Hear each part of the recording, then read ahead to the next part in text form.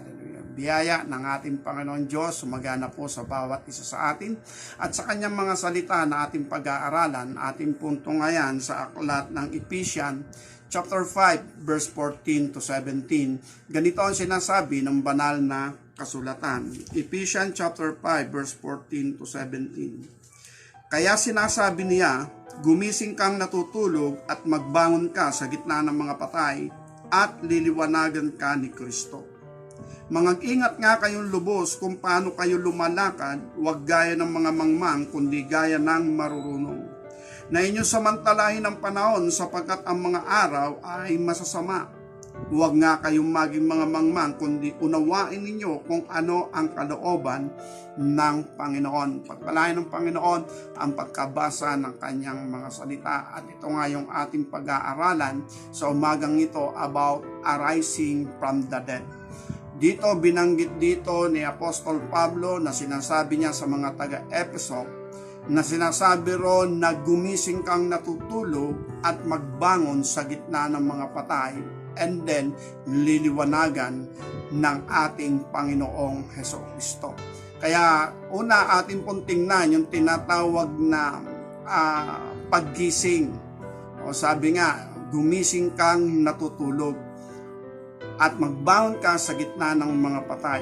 Una, dito tingnan natin yung tinatawag na spiritual death muna. Nakasalanang pinasok ni Eva at ni Adan. Nung pumasok sila sa kasalanan at pagsuway sa ating Panginoong Diyos, nahiwalay sila sa ating Panginoon, na yun naman ang sinabi ng ating Panginoon Diyos, huwag niyong kakainin ang bunga ng pagkaalam ng mabuti at masama, walang pagsalang kayo'y mamamatay. Then yung physical body nila hindi po namatay. Pero yung relasyon nila sa Diyos at yung spiritual na kalagayan na ibinigay sa kanila ng ating Panginoon Diyos, yun yung nawala.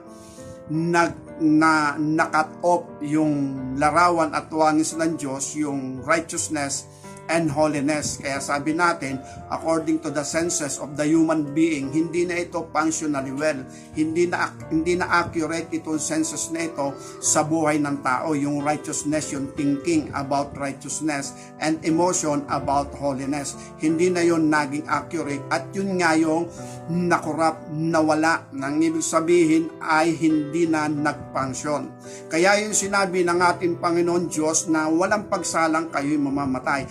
At yun yung sinabi dito sa ating teksto na magbangon ka sa gitna ng mga patay. Sa gitna ng mga patay, lahat ng tao na namulat sa kasalanan, spiritually, patay talaga yan sa harapan ng ating Panginoon Diyos.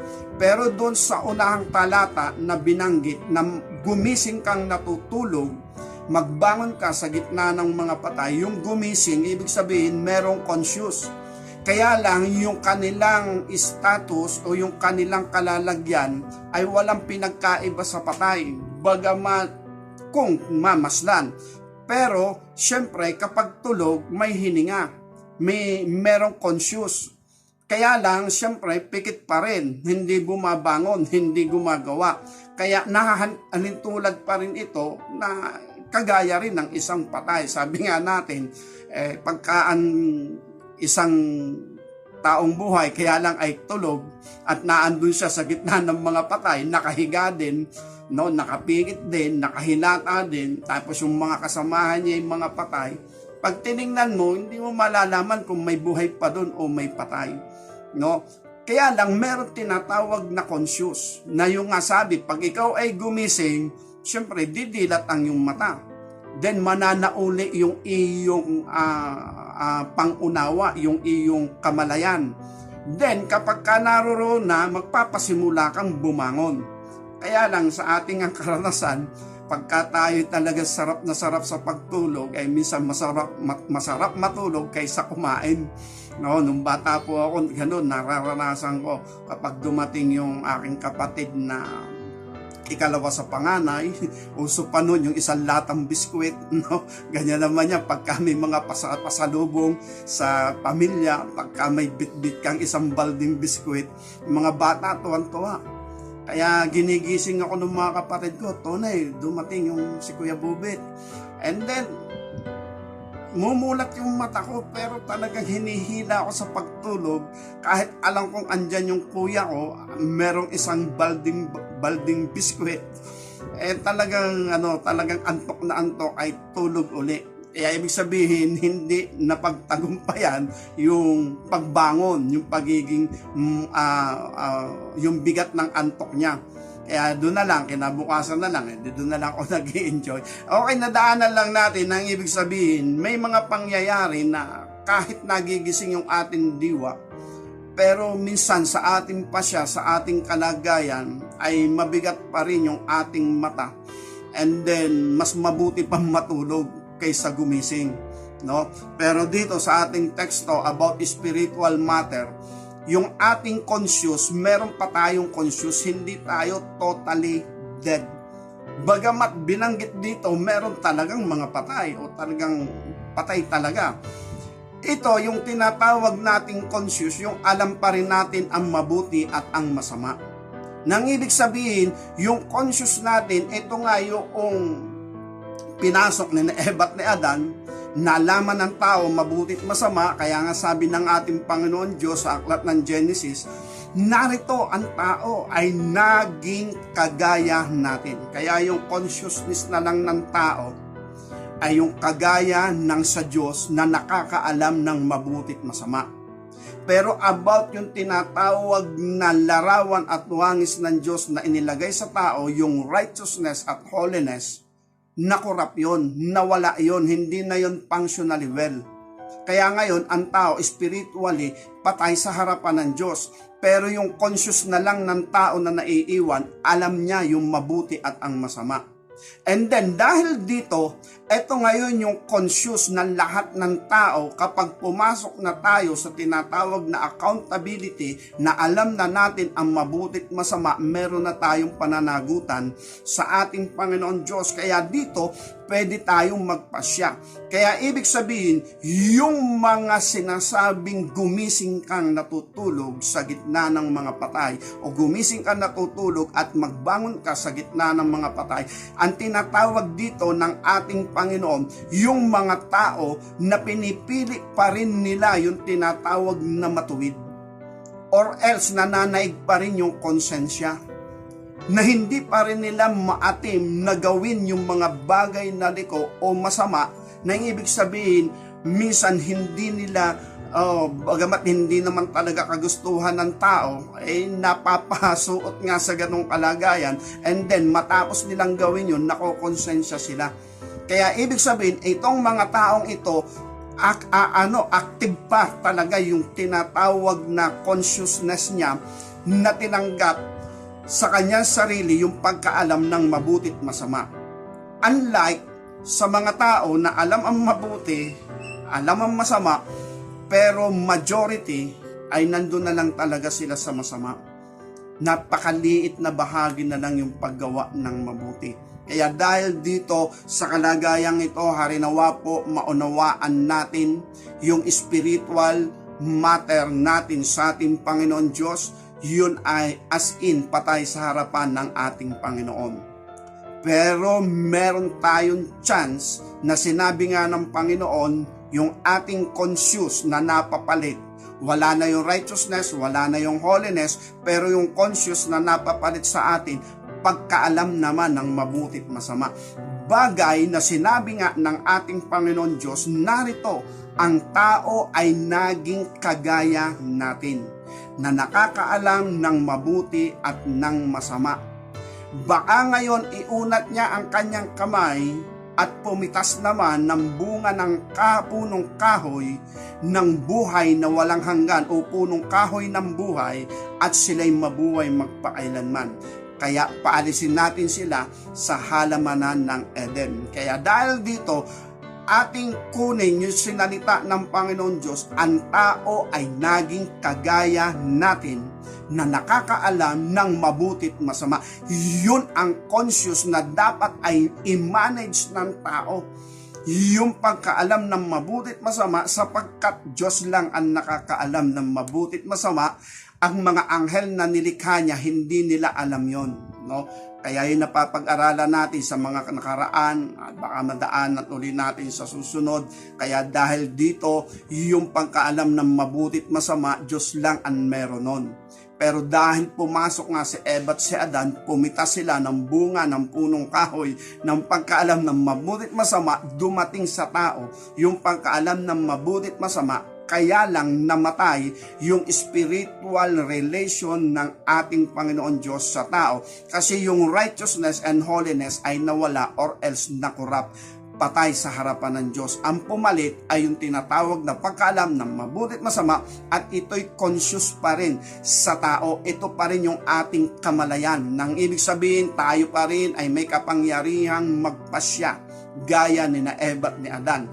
Kaya lang, wala na tayo doon sa tinatawag na accurate thinking about righteousness or accurate emotion ng holiness. And then, eto nga sa ating teksto, sinabi rito, gumising kang natutulog at magbangon sa gitna ng mga patay. Ito ay mga pasyang dapat gawin ng tao na tama at matuwid at nakalulugod sa Diyos, yung tayo ay magising.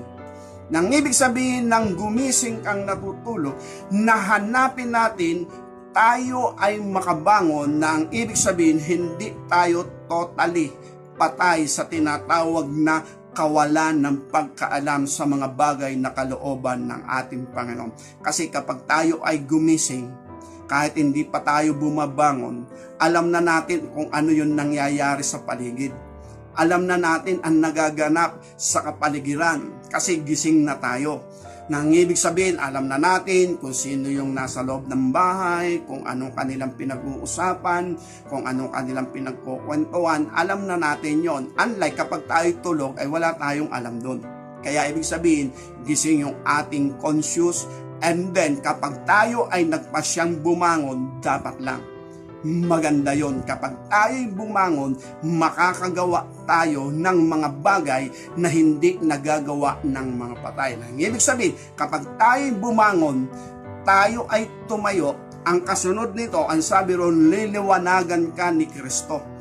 Kasi kapag niliwanagan tayo ng ating Panginoon Jesucristo, magpapatuloy tayo sa pagbangon, sa pagtayo at sa paggawa, kasi alam natin ang ating gagawin, alam natin yung ating hahakbangan. Unlike kung tayo'y patay, hindi nga tayo makakabangon. Or else, kung tayo naman ay bumangon, dahil nga meron tayong conscious, nang ibig sabihin, kung wala namang liwanag, mangangapa lang tayo sa dilim, ay mas magandang mahiga na lang uli at matulog.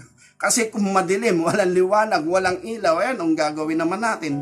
Kaya gano'n na lang uli, balik na lang uli sa dati, humiga na lang, matulog na lang ulit.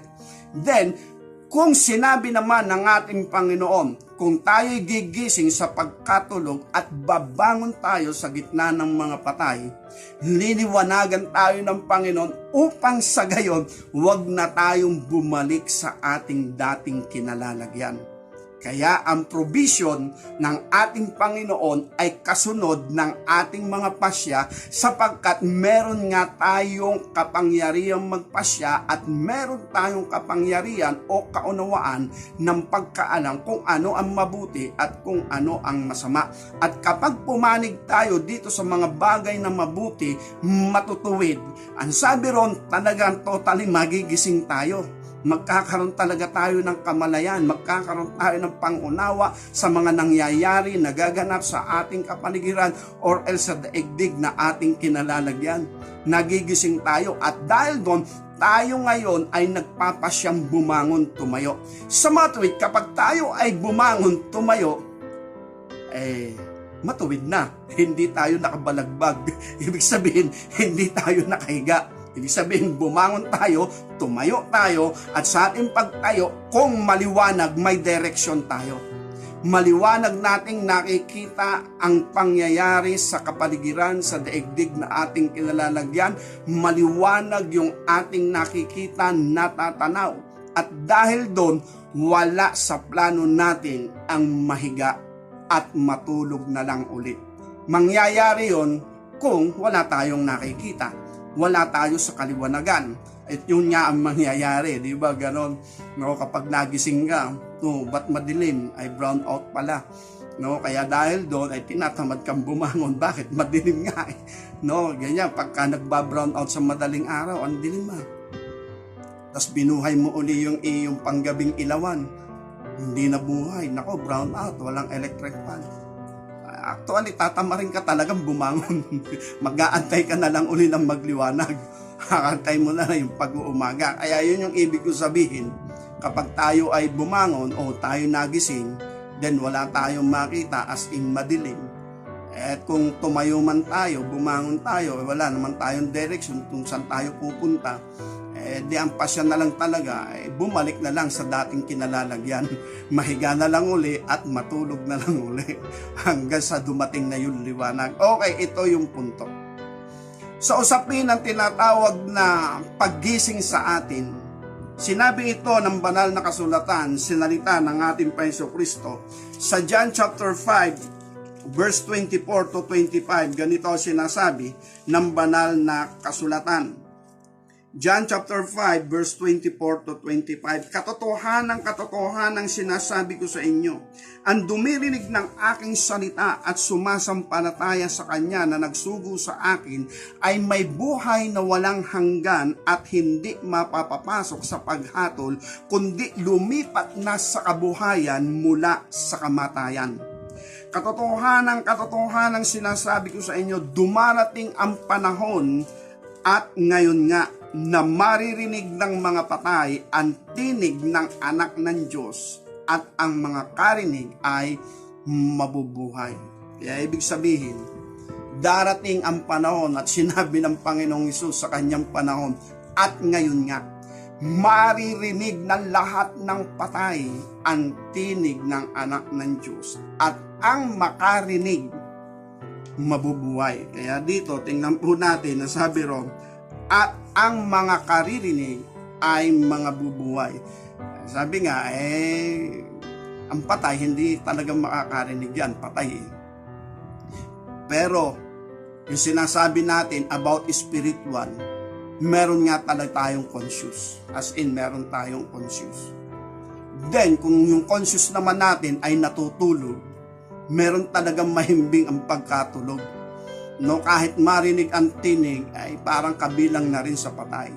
Pero meron naman taong natutulog, sabi ng matatanda, ay parang tulog manok. No? Kaunting kaluskos lang, nagigising. Kaunting ingay lang, nagigising na. Pero meron naman kahit magkalampagan na, ay hindi nagigising. Ako po, ganun ako. Madali akong magising, pero may pagkakataon na mahirap din magising. Na ibig sabihin, makikita mo na lang, nalaglag na pala ang takip ng kaserola, na hindi ka man lang nagising. No, pa'y kinatutulog sa gabi dahil mayroong mga daga na malalaki, kumalampag na, gising ang kapitbahay, pero ikaw hindi ka nagising. Meron namang kaluskos lang, nagigising ka, may nagngangat-ngat na daga, siguro maglulungga o magpupugad. Magigising ka, pero yun ay napakahina na. Kaya depende nga sa kalagayan ng pagkakatulog ng tao. Kaya lagi natin sinasabi, ang pinakang pintuan talaga ng pagkatawag na Diyos, maamo, mababang loob. Basta nagpakumbaba, nakatingin na kaagad ang Diyos dyan. Pangalawa, yung sa atin sarili, alam na rin yun ng Diyos, kapag tayo merong konsensya, yung madali tayong makonsensya, madali tayong maantig yung ating kalooban sa matuwid sa mabuti, malaki ang chance niyan. Pero hindi lahat ng tao ganyan. Hindi lahat ng tao nakokonsensya. Kaya nga sabi nga, sa mga bali-balita na lang, sabi nga, sana naman, pumihit na ang panahon natin, wala na mga ganong balita. Sabi nga, may mga chop-chop lady nung unang panahon. No? Merong mga pinagpuputol-putol at isinesemento. Nako, ang bigat, ano? Kaya lang, yun nga yung buhay. Sabi nga, hindi na nga, wala na nga konsensya. Pero, sa usaping ito, ang tinig ng ating Panginoon Kristo maririnig ng lahat ng patay. As in, maririnig ng lahat ng patay. Nang ibig sabihin, lahat ay may conscious. Lahat ay nakakaalam ng mabuti at masama. Maliban na nga lamang yung puso talaga ay kumapal. As in kumapal. Nang ibig sabihin, kahit marinig nila ang tinig ng panawagan ng ating Panginoon Diyos sa pamagitan ng ating Panginoon Kristo, meron talagang sabi nga ay bingi, hindi talaga magigising, no? Then yan naman, sabi nga, habang may buhay may pag-asa, dahil ganyan din katigas ang puso ko noon, no? Lumuha man ang nanay ko ng lumuha, sabihin ako'y umattend sa kanyang dinadaluhang pagsamba, ay, wala, kayo na lang, huwag nyo na akong pinitin. Ganun katigas yung puso ko. Kaya lang, pag may plano nga talagang Panginoon Diyos, makukonsensya ka din. Kasi nung nga yung patotoo ko, nung iniimbitahan ako ng nanay ko para makarinig nga ng pangangaral ng salita ng Diyos, ay ayaw ko talaga. Tinatalikuran ko, pinagdadabugan ko, drama, kasi naiyak ng nanay ko. Kaya pag naiyak ng nanay ko, dalalaglag na yung luha. Umaalis na ako ng bahay. Alis muna. Tapos ako'y nagdadabog. Alis. Mga ilang ganon, mga 3 o 4 na ganon. Tapos yun nga, yung sitwasyon, pag ako'y tatambay, mga alas 4 ng hapon, wala pang tambay, mainit pa ang sikat ng araw. Payosi-yosi lang ako sa teres ng barkada ko. Tapos maalaala ko yung nanay ko, yung larawan ng mukha ng nanay ko, yun ang nakikita ko na lumuluha. Tinitigasan ko na lang puso ko. Katwirang, ang kulit kasi. Sinabi ng ayaw ko, wag akong pipilitin, ayaw ko nga. Tapos may pag-iyak pang ganon. Yung nga, wala nga konsensya. O tinitigasan ng loob para wag makonsensya. Siguro nung mga maka-4 ng ganon, ewan ko nga, kung dinadala nga ng pangyayari, tuwing lalabas ako, walang tambay. Kaya hindi mo malimutan yung dinaanan mong sitwasyon. Kaya, minsan parang may tinig na rin na gumagabay. Wawa naman ang nanay mo, lagi na lang luha sa'yo. Kaya ang kulit kasi. Ba't di mo naman pagbigyan? Para sa gayon naman, matuwa-tuwa naman yung nanay mo. Puro luha na lang sa'yo. Parang pinangangaralan ako ng konsensya. Ay, papaisip. Siyempre, mahal ko rin naman yung nanay ko. Kahit gano'ng katigas ang bungo ko. Dahil doon, lumambot ang loob ko. nga naman, ba't di mo pagbigyan? Di pagbigyan mo, huwag kang makinig doon sa pastor kung ano yung pinangangaral niya. Di wala lang, mahalaga na pagbigyan mo yung nanay mo. Di yun, parang naantig yung loob ko. Kaya nga may pag-asa pag nakukonsensya Konsensya talaga ako, naawa ko sa nanay ko. Kaya dahil doon, di pinagbigyan ko. Kasama ko yung barkada ko. No, andun lang kami sa baba. Nagsisimula na yung awitan. Gano'n. Tapos minsan, yung kain lang muna kami ng fishball sa baba. So na yung fishball, pag nangangaral na, saka kami aakyat. At kapag umakyat naman kami, hindi, bulungan, kwentuhan, wala nang pakialam sa sinasabi ng pastor. Pero at least yung nanay namin, masaya. Bakit? Aba, ay dumalo Kaya nadaanan lang po natin, ibig sabihin, meron pa ang pag-asa kapag yung konsensya natin ay activated pa rin, no? Yun yung pinakang conscious na meron tayong pagkaalam ng mabutit masama. Kapag ka naging activated yun, ay talagang magaling. Nung una, hindi ako nakukonsensya, ay lumuha ka diyan, hindi ako dadalo dyan, no? sa buhay kong ito, sasama ako sa mga praise the Lord, sa mga nag-a-alleluia, amen. Ay nako, hindi talaga pwede. Kaya nga, yun nga. Ito yung panawagan ng ating Panginoon. Maririnig ang tinig ng anak ng tao. Yan ay ang ating Panginoon Kristo, anak ng Diyos. At ang makarinig, mabubuhay. Ang isabihin, mga karinig. Ibig sabihin, napakinggan nila. Ibig sabihin, nagkaroon sila ng pagkatawag, o yung ibig ba sabihin ay dumarating sa kanila yung pagpukaw ba, yung nagigising sila, yung naaantig yung kanilang loob. Na ibig sabihin, hindi nila nire-refuse yun. Ibig sabihin, hindi nila sinasalangsang.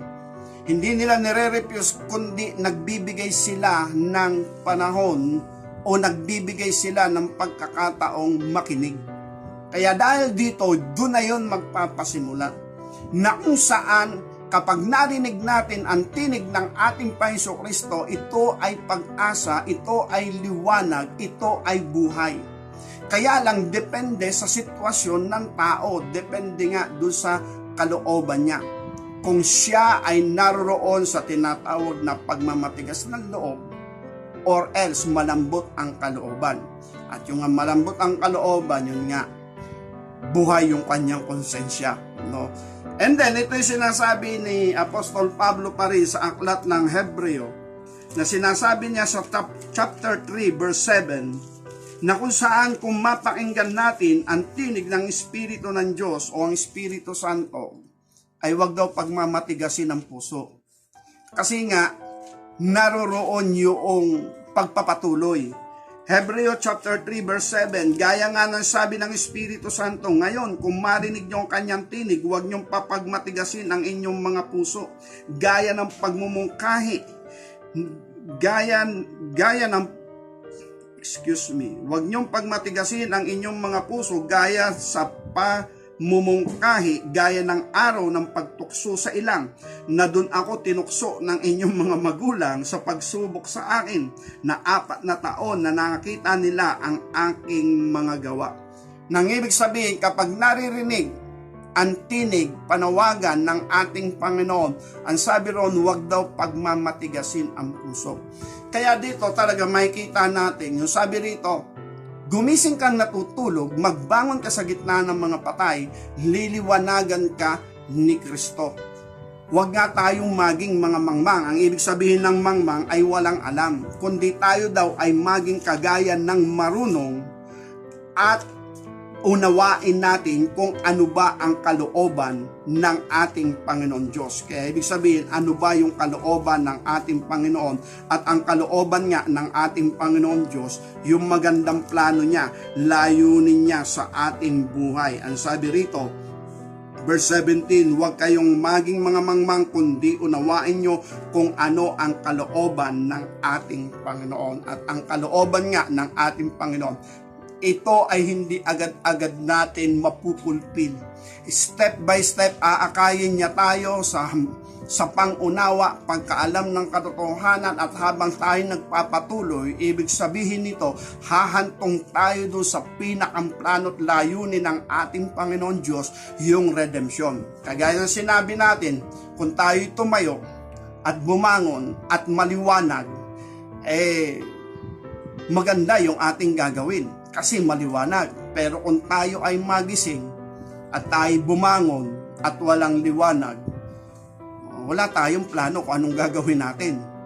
Mangangapa tayo, hindi natin alam. At yun nga, sabi nga, ang ibig sabihin ng mangmang ay wala ngang nalalaman, hindi alam ang gagawin. Kaya yun yung binanggit dito. Kaya ngayon, ang pagbibigay ng liwanag ay nasa ating Panginoon Diyos habang tayo ay nasa tamang pagre-response sa mga bagay na kalooban ng ating Panginoon Diyos. Kaya sabi rito, kung marinig natin ang kanyang tinig, huwag natin pagmamatigasin ang ating mga puso. Kaya ibig sabihin, ang tinig ng ating Panginoong Jesucristo ay tumatanglaw, gumigising at nagbibigay ng buhay. Nasa sa atin yung pasya kung tayo'y magigising o tayo ay matutulog. At nasa sa atin ang pasya kung tayo ay babangon o hihiga, mananatiling nakahiga na gaya ng pagtulog o gaya ng patay. Pero yung pagliliwanag, hindi na natin kaya yon. Yung pagbibigay ng liwanag. Nasa ating Panginoong Jesucristo, nasa ating Panginoon Diyos, nakasalalay yung pagbibigay ng liwanag, at yun ay pag nabuksan nga yung ating pangunawa. Kaya ibig sabihin, ang responsibilidad natin, ang participation natin, ay yung tayo ay magising at mamulat sa ating pagkakatulog, na yung ating conscious about knowing good and evil ay gawin natin yung good at hindi yung evil. Dahil sa ating pagtayo, may bagay na gustong ipagawa ang ating Panginoon Diyos. syempre ang tayo akayin at humantong tayo doon sa redemption, yung pakikipagkasundo sa bagong tipan o dugo ng tipan. At doon, pag tayo bumangon, maliwanag nating makikita ito, maliwanag yung ating direksyon. Hindi ito pagbabaka sakali o sinasabi ni Apostol Pablo na suntok sa buwan, hindi ganon. Kundi ito ay tiyak kasi nga maliwanag. And then, yung pagbibigay ng liwanag na yun, yan na yung mga biyaya, favor ng ating Panginoon Diyos. Okay, basahin din natin itong Hebreo chapter 4, verse 12. Ito yung sinasabi ng banal na kasulatan. Sapagkat ang salita ng Diyos ay buhay, mabisa, matalas kaysa alinman tabak na may 2 talim, bumabaon hanggang sa paghihiwalay ng kaluluwa at ng espiritu at ng kasukasuan at ng utak, at madaling kumilala ng mga pag-iisip at mga haka ng tao, at walang anumang nilalang na hindi nahahayag sa kanyang paningin, ngunit ang lahat ng bagay ay hubad at hayag sa harapan ng mga mata niyaong pagsusulitan. Yaman ngang merong isang lubandakilang saserdote na pumasok sa kalangitan, si Jesus na anak ng Diyos ay ingatan nating matibay ang ating pagkakilala. Kaya ibig sabihin, sa mga bagay na ito, kapag ang salita ng Diyos matalas, umaakay sa atin yan. Pero actually, noon nga, ay hindi nga ito matalas sa akin. No? Tinatawanan ko nga lang yan. No? At wala akong pakialam kung ano man sinasabi ng Biblia. No? Lagi kong iniisip, lalabas sa huling panahon ang mga bulaang propeta. No? Ganon. Pero hindi ko alam, wala pala akong alam sa mga bagay na katotohanan at kalooban ng Diyos. Kaya salamat sa Biblia. No, dahil ito yung nagbibigay ng liwanag, katotohanan, ito yung pinakang marker natin, ito yung pinakang guide natin, at higit sa lahat, yung kaganapan, yun ang mahalaga. No, kasi ito, gabay lang natin ang Bible. Pero yung kaganapan ay kapag nag-participate tayo dito, yung resulta sa ating buhay, gaya na sinabi natin nung nakaraang pangangaral, isa sa katotohanan na makikita natin, totoo nga, spiritually dead ang tao. At paano natin mapapatunayan na ang tao ngay spiritually dead? Kapag na-quicken tayo mula doon sa kamatayang yun, tayo binuhay na maguli, Ephesians chapter 2, verse 1 and 5, yung quickening.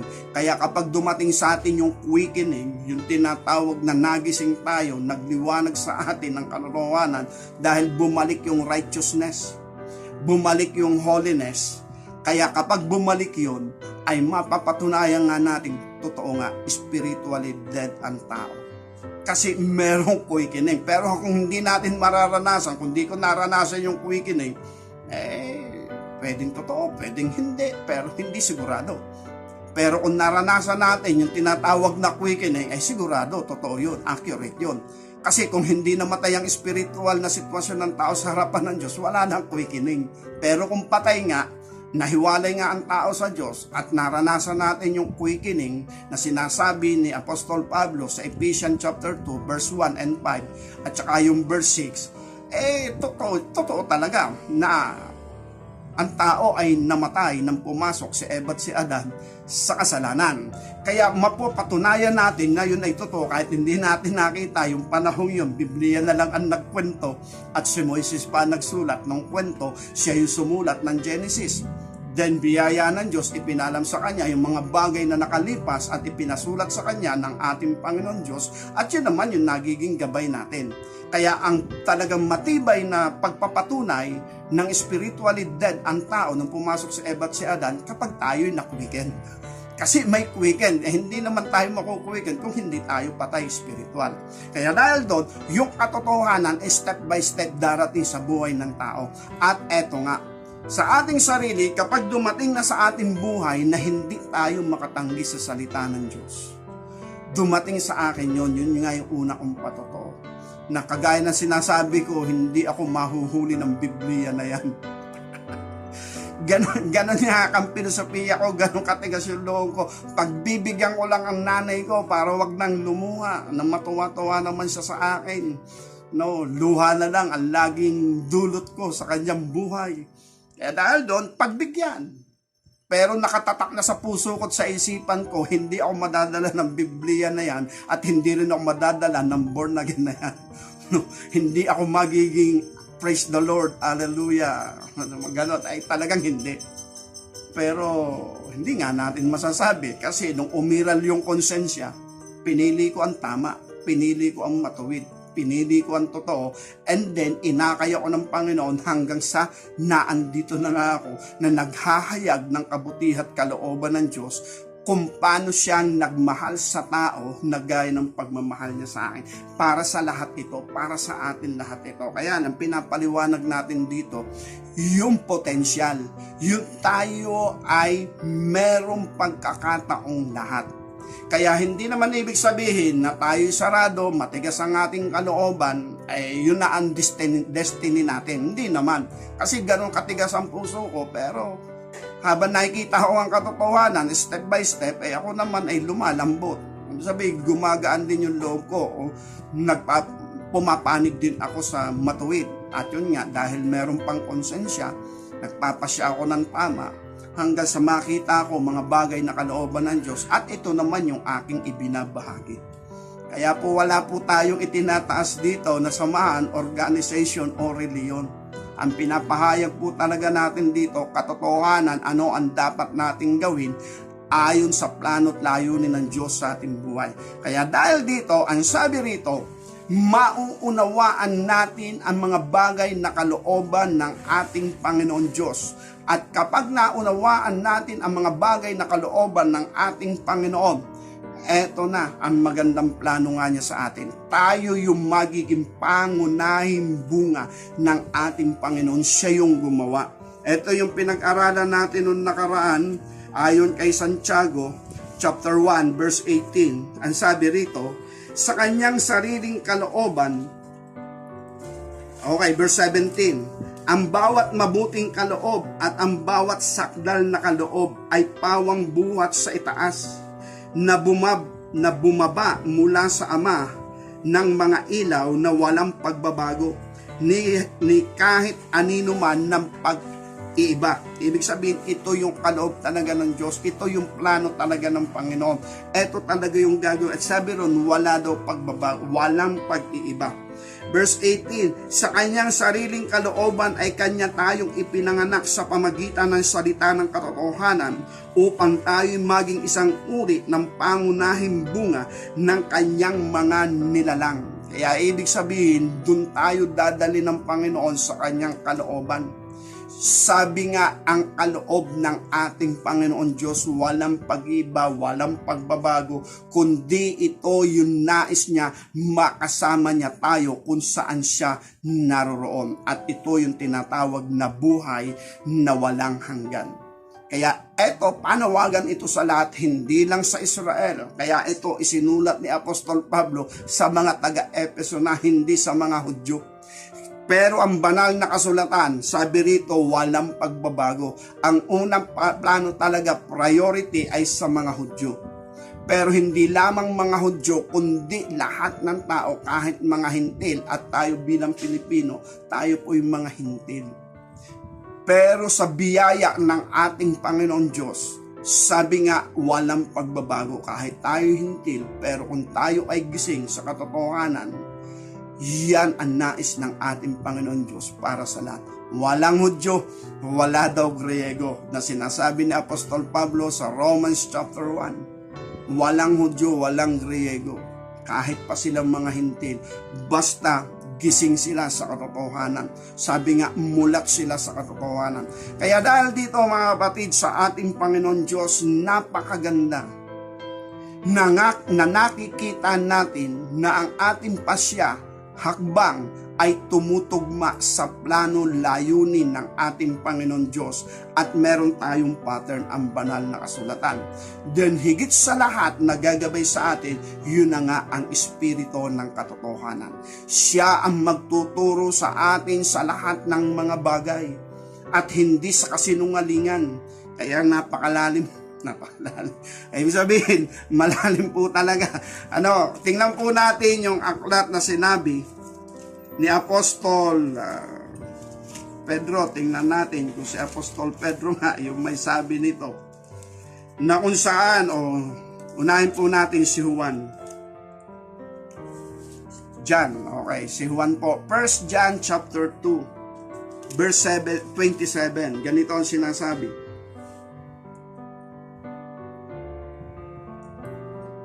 Tungkol sa inyo, ang pagkapahid na sa inyo inyong tinanggap ay nananahan sa inyo, at hindi nyo kailangan kayo turuan ng sinuman, ngunit kung paano kayo tinuturuan ng kanyang pahid tungkol sa lahat ng bagay at siyang totoo at hindi kasinungalingan, at kung paano kayo'y tinuturuan nito ay gayon kayong manahan sa kanya.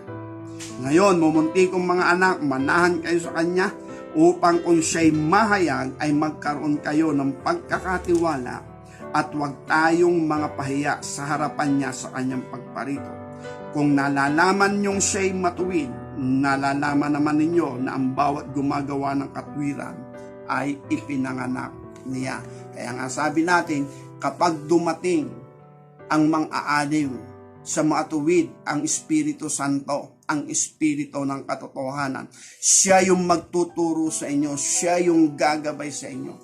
Kaya mabuti na tayo po ay mayroong Biblia, pero kailangan po natin yung gabay ng ating Panginoon Diyos sa pamagitan ng kanyang banal na Espiritu para maunawaan po natin ang Biblia.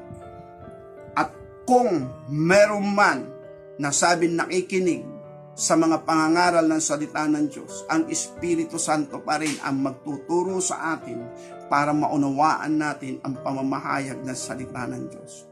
At kung meron man nakasumpong na mga bagay na ito, sila rin yung magtuturo sa atin kung paano ang dapat nating gawin, at sila rin yung magsasabi na ang the best na magtuturo sa atin ay ang banal na Espiritu pa rin, ang Espiritu pa rin ng katotohanan. Kaya ang sabi rito, sa ating paksa, bumangon tayo sa gitna ng mga patay, liliwanagan tayo ng Panginoon Kristo. At doon sa title natin, Arising from the Dead. Yung arising from the dead, nasa atin ang pasya. Walang pagkukulang sa ating Panginoon Diyos. Dahil ipapangaral niya ang salita ng Diyos, maging sa mga patay, sa lahat.